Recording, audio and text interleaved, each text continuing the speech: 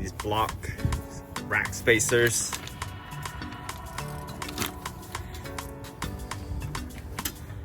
Brother's trying to, probably can't see anything.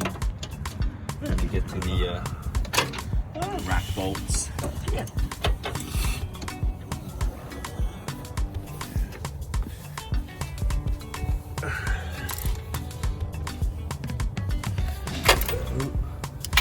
Half inch. I don't think I have one that's that big though. That's one there.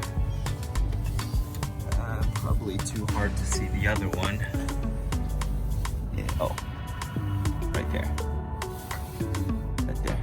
That's again right there. Yeah, there. And this one, you can see it through there. This one is a little bit hard, but you can kind of see it right in where my finger, right there. So you might have to get that from underneath.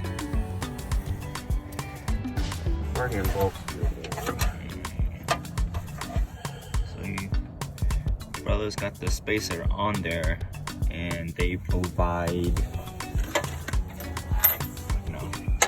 longer bolts for it.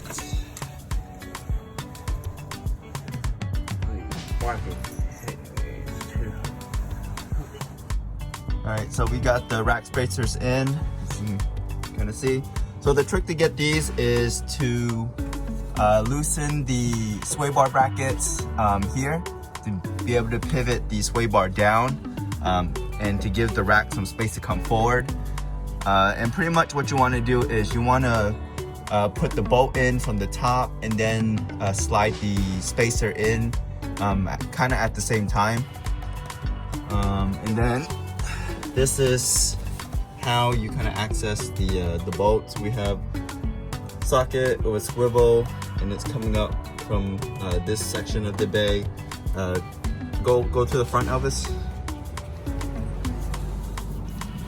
Oh, well, where his hand is, you have access to kind of use the same swivel with a long extension. For this one, these are all 17 mil.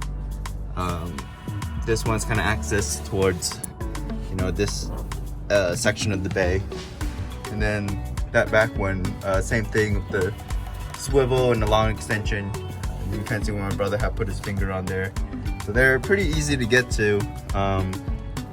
But like I said, the easiest way to get these in with the longer bolts is to disconnect the sway bar at the bracket portion, have it kind of come down like this, move the rack forward, and then you can drop the longer bolts in while sliding the rack spacer.